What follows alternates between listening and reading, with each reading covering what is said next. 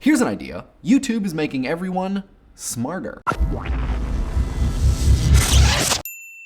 I probably don't need to tell you that YouTube is an amazing resource. It's like a horn of plenty of cat videos. 72 hours of video are uploaded to YouTube every minute, and over 4 billion hours are watched by 800 million people every month. That's you guys. More important than the numbers, though, is the content. You can see a dog riding a turtle, an acoustic cover of pretty much every song, this, and you can learn, well, actually, you can learn pretty much everything. On YouTube, you can learn how to throat sing, make a foxhole radio, you can learn some sweet banjo riffs.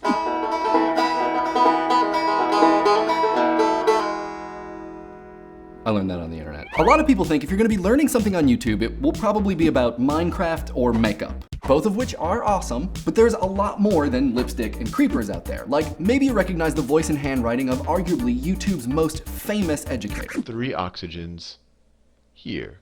Is that right? Kahn is the founder of Kahn Academy. It and other organizations like it are solving a long-standing problem in education: access. Historically, much knowledge, like the properties of cyclohexylane, for instance, were behind walls, both metaphorical and physical, though not always for malicious reasons. It's been that way for a very long time for many very complex reasons involving governments and geography and resources. The internet doesn't by any means solve this problem. It is just another kind of wall, but for many people around the world, it is a much lower one. Much lower than, say, getting accepted into MIT or Stanford, both of which, along with other universities, are making their classes available via OpenCourseWare, edX, Coursera, and, you guessed it, YouTube. Will online learning replace brick and mortar colleges or high schools or certificate programs or clown college? No, I don't think so. Not soon, anyway. But how amazing and exciting is it that even if you're in Lithuania, you can learn electrical engineering from one of the top dudes in the world? Now, I know what you're thinking because I'm a telepathic sharpshooter. This sounds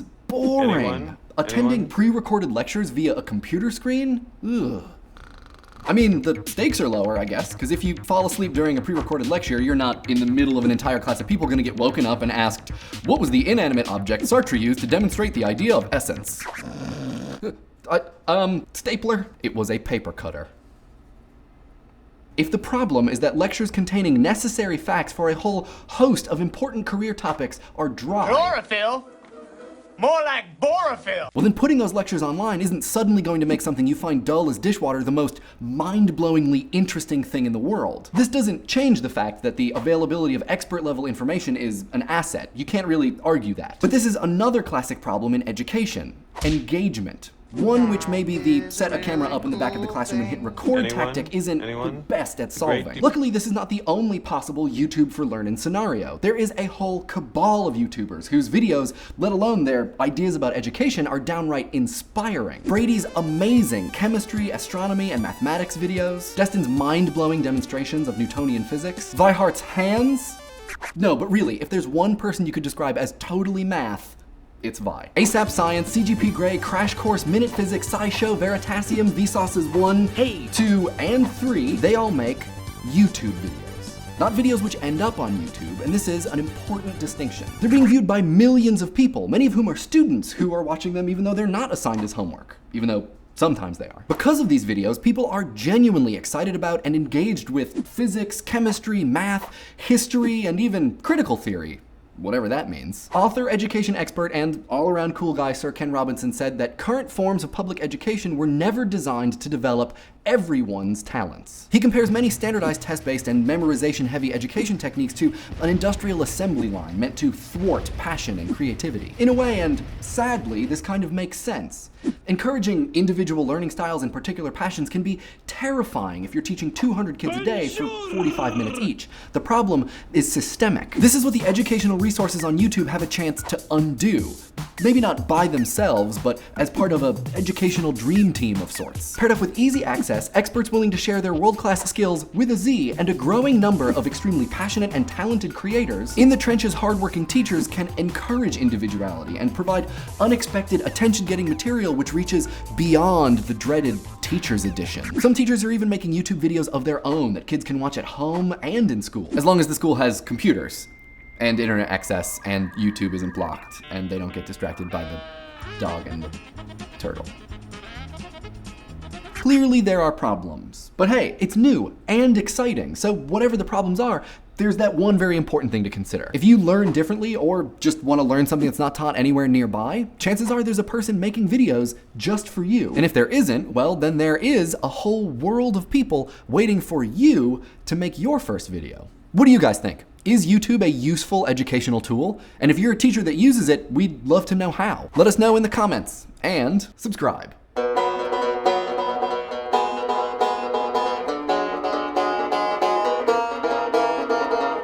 And if you guys want to check out any of the awesome people that we featured in this episode, we'll put some clickable things right here, some little icons to click, and then we'll hold on for a second so that you can make up your mind about clicking them and then click them, which you just did. And they're also in the description, so you can find them there too. Congratulations to Barack Obama.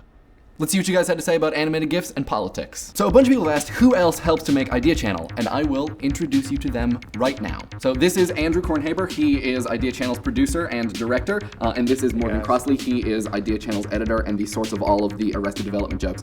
There's also Ben, who lives in Seattle, so he can't be on camera, but he makes all of the motion graphics. So we will put up his likeness in some form or another. So this is the Idea Channel team. So a bunch of people were really disappointed that the other video we made didn't actually explain why both pronunciations of GIF are correct. Here is why they are both correct. One, the people who made it, they said that it should be pronounced GIF. But it stands for Graphics Interchange Format. Graphics. GIF. They're both right. Everybody's right.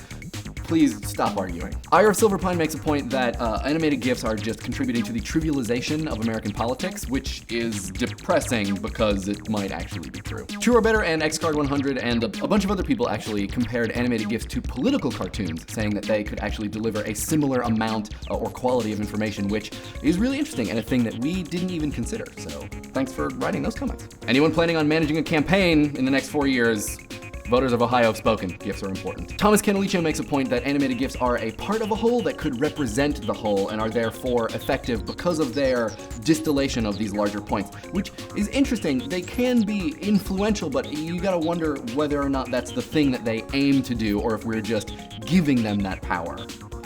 I don't know. Ninja Ape says that regardless of their effect, animated GIFs actually just provide entertainment, which is very welcomed in a sort of heated political climate, and says that they could even be a kind of counter-political piece of media, which, I don't know, that's a little complicated because you can read into a lot of these things, but interesting nonetheless. The Things One points out a really interesting comparison between the debates and a music performance. And while I think that there's not necessarily the universal acceptance that seems to be suggested, there's also not a universal condemnation, which contributes to maybe the sort of shallow understanding of a lot of American politics. To Kibikino, I'm sorry, but also, you're welcome.